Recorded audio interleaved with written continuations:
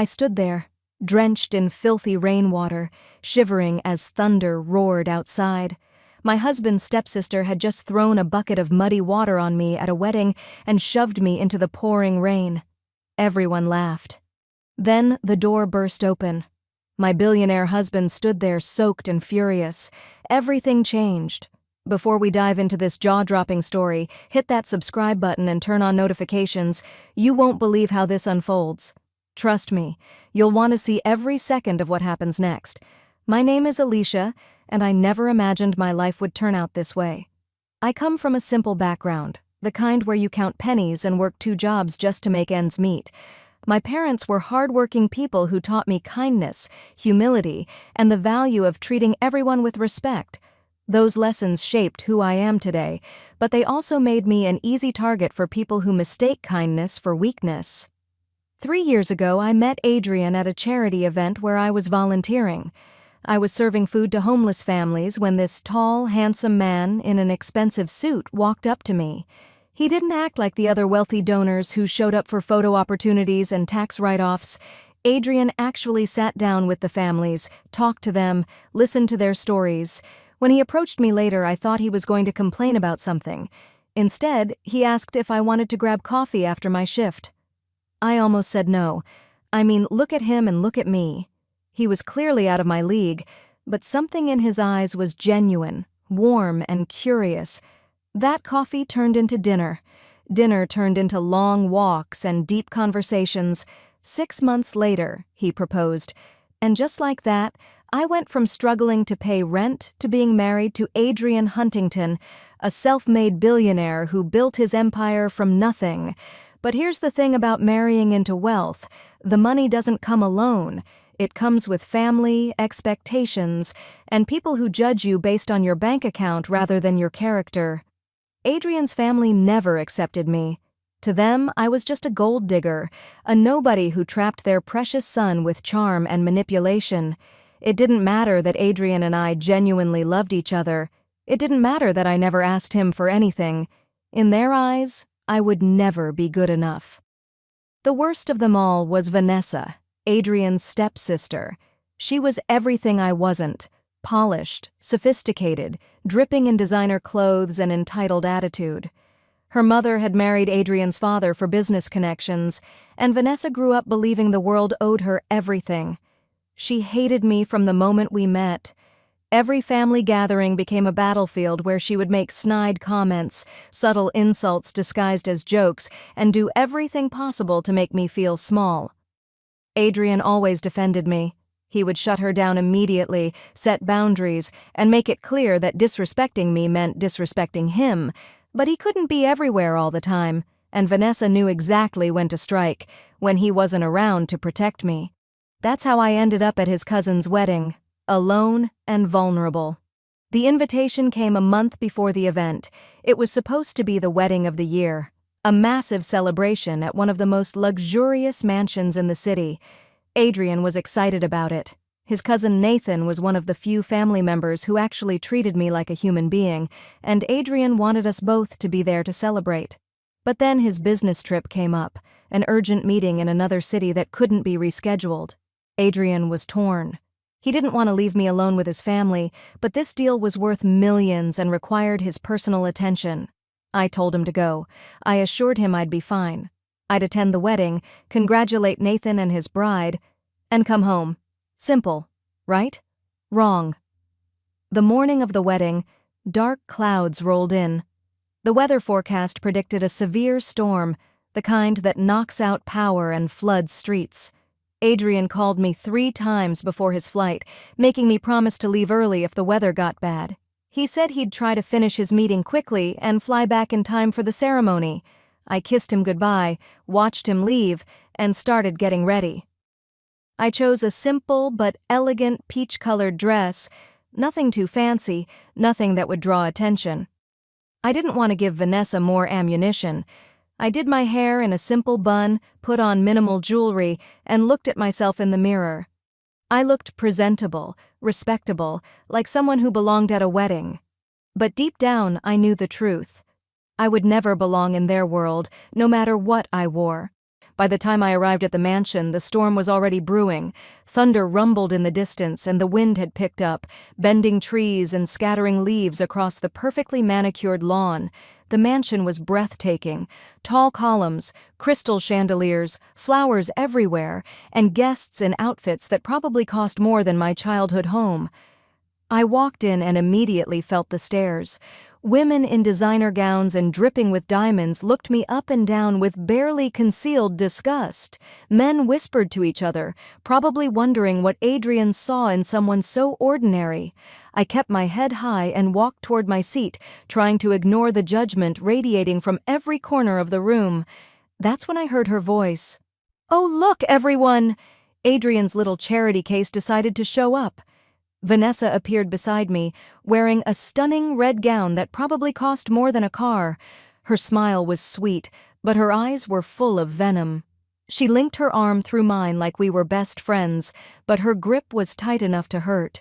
"Where's your husband, darling?" "Oh, wait. Let me guess. He had something more important to do?" I forced a smile. "He had a business meeting. He'll be here soon." "Of course he will," she said, her voice dripping with fake sympathy. "You keep telling yourself that." I pulled my arm away and found my seat in the back of the hall, away from the main family section. The ceremony was beautiful. Nathan and his bride looked so happy, so in love, and for a moment I forgot about Vanessa and the hostile stares. I thought about Adrian and me, about our wedding day, about the promises we made to each other. But that peaceful moment didn't last long. During the reception, the storm outside intensified. Rain pounded against the windows like angry fists. Lightning flashed, illuminating the hall in brief, stark bursts. Thunder shook the building. Some guests looked nervous, but the party continued. Music played, people danced, champagne flowed. I stayed in my corner, trying to be invisible. But then I noticed the catering staff struggling. Trays were piling up, drinks needed to be served, and they were clearly overwhelmed. Old habits kicked in. I've worked in restaurants before, and I couldn't just sit there watching people struggle. I got up and started helping, carrying trays, refilling glasses, clearing tables. That's when Vanessa found me. "Well, well, well," she said, loud enough for nearby guests to hear.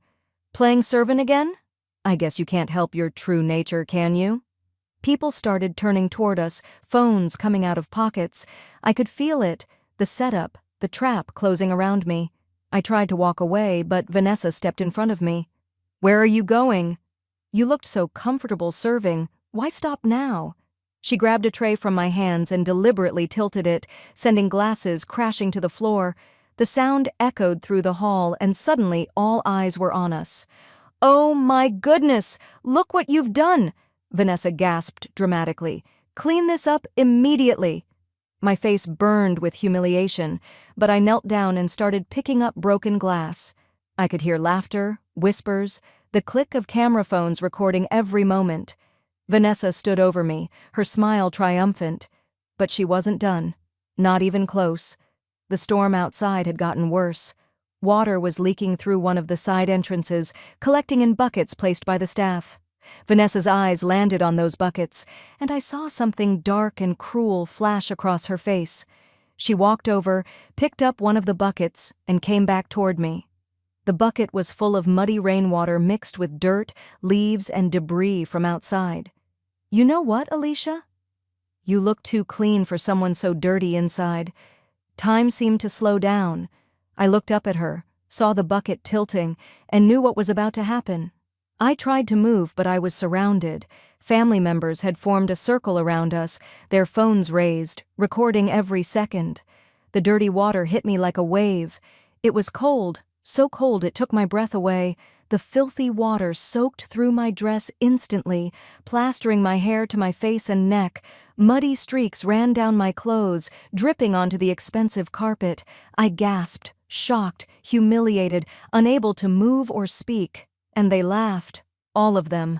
The whole room erupted in laughter like this was the funniest thing they'd ever seen. Vanessa's voice rose above the noise. "Since you're already wet, why don't you enjoy the weather outside?" Before I could react, she grabbed my arm and started dragging me toward the door. I tried to resist, but other hands joined in, pushing me forward. The crowd parted, laughing and cheering like this was entertainment. The door flew open, and Vanessa shoved me outside into the storm. The rain hit me like needles. It was pouring, absolutely pouring, the kind of rain that blinds you and soaks you to the bone in seconds. Lightning cracked across the sky, illuminating the driveway in blinding white light. Thunder boomed so loud it hurt my ears. The door slammed shut behind me. I stood there in the muddy driveway, completely drenched, shaking from cold and shock and humiliation. I could hear them inside, still laughing, celebrating their cruelty. I pounded on the door, begging them to let me in. But no one came. The rain was relentless. It pounded down on me, mixing with my tears, washing away what little dignity I had left. My dress clung to me, heavy and cold. My hair hung in wet ropes around my face. Mud splashed up my legs with every movement. I had never felt so alone, so worthless, so completely destroyed. And then I saw headlights cutting through the rain. A car pulled up fast, tires splashing through puddles. The door flew open and Adrian stepped out. He was still in his business suit, his briefcase in hand, and within seconds the rain soaked him completely. Our eyes met. His expression went from confusion to horror to absolute fury in the span of a heartbeat. He dropped his briefcase and ran to me, his shoes splashing through the muddy water. "Alicia!" His voice broke. "What happened? What? Who did this?" He pulled off his suit jacket and wrapped it around my shoulders, even though we were both already soaked. His hands cupped my face, his eyes searching mine with such concern and rage that I started crying harder. "I'm sorry," I whispered. "I'm so sorry." "Don't," he said firmly. "Don't you dare apologize. Tell me what happened. Tell me everything." Before I could answer, he scooped me up in his arms and carried me toward the door. He didn't knock. He didn't wait. He kicked the door open with such force it slammed against the wall. The music stopped. The laughter died. The entire wedding hall went silent. Adrian walked in carrying me, both of us dripping water and mud onto their perfect floors. His presence filled the room, powerful, commanding, terrifying. Every eye was on us, but his eyes were scanning the crowd like a predator hunting prey. He gently set me down but kept his arm around me, holding me close. Water dripped from his hair, his expensive suit ruined, but he didn't care. He was focused entirely on one thing, finding out who hurt me. "Someone," he said in a voice so cold it made people step back, "is going to tell me why my wife was standing in a storm." Silence. Nobody moved. Nobody spoke. Adrian's arm tightened around my shoulders. He looked down at me, his voice softening just for me. "Tell me everything, Alicia. Every detail, every person." My voice shook as I told him. The bucket of dirty rainwater, Vanessa throwing it on me, the laughter, being dragged and pushed outside, the locked door, all of it.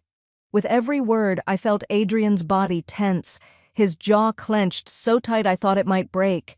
His breathing became controlled, measured, the kind of calm that comes before a storm. When I finished, he turned to face the crowd. His eyes found Vanessa, who was trying to blend into the group, her earlier confidence completely gone. "Vanessa," he said quietly, "step forward." She didn't move. She looked terrified, her face pale, her hands shaking. "I said step forward." His voice thundered through the hall, and Vanessa jumped. She took small, hesitant steps toward us, her eyes darting around looking for help that wasn't coming. Adrian stared at her with such intensity that she actually started crying. "You want to treat people like trash? Humiliate them for entertainment? Let me show you what that actually costs."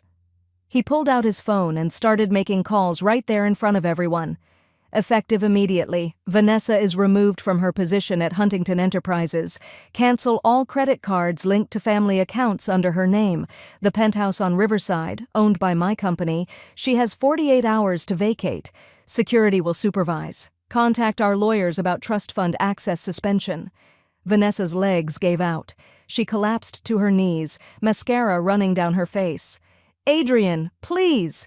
I'm sorry, it was just a joke. Please don't do this." He looked down at her with disgust. Jokes are funny. Cruelty isn't.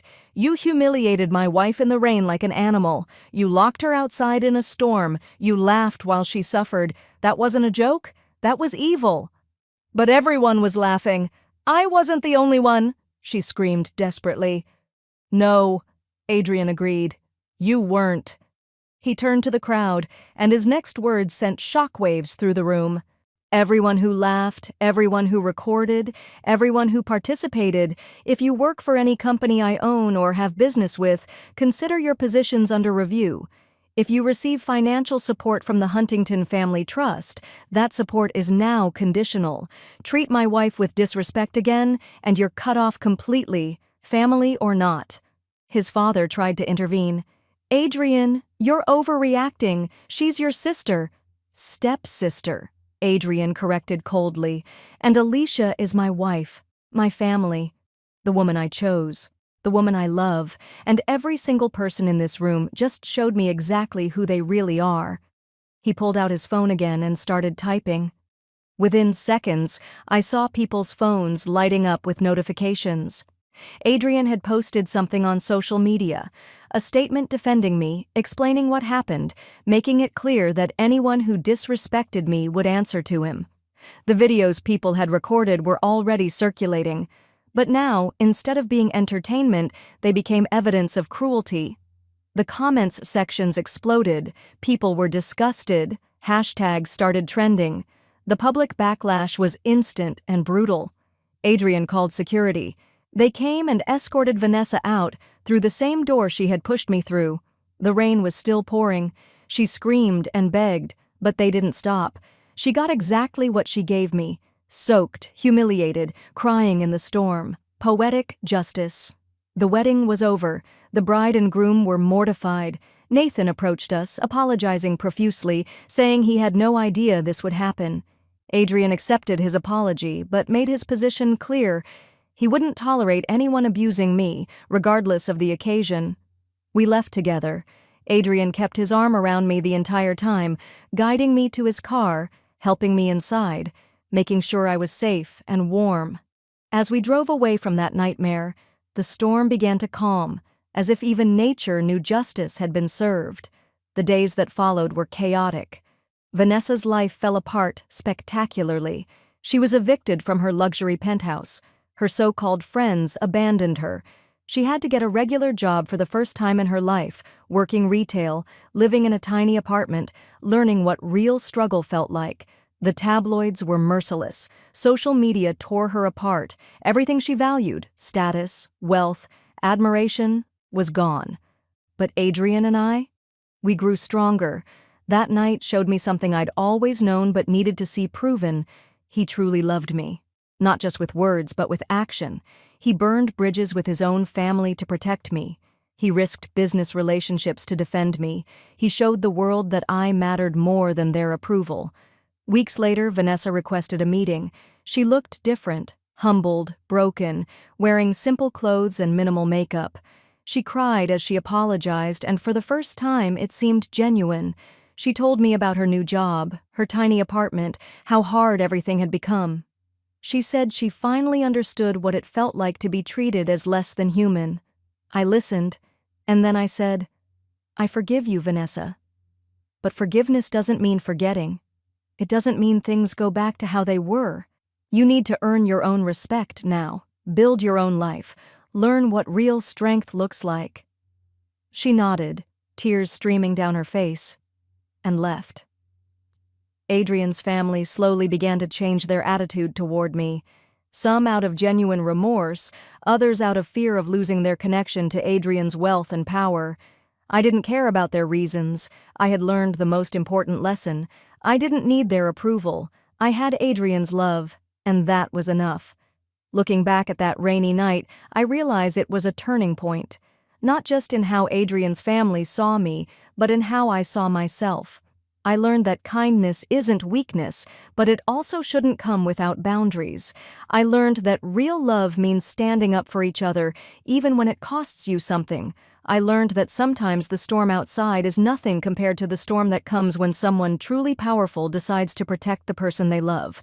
That night, Vanessa tried to wash away my dignity with dirty rainwater. Instead, she washed away every illusion about who these people really were.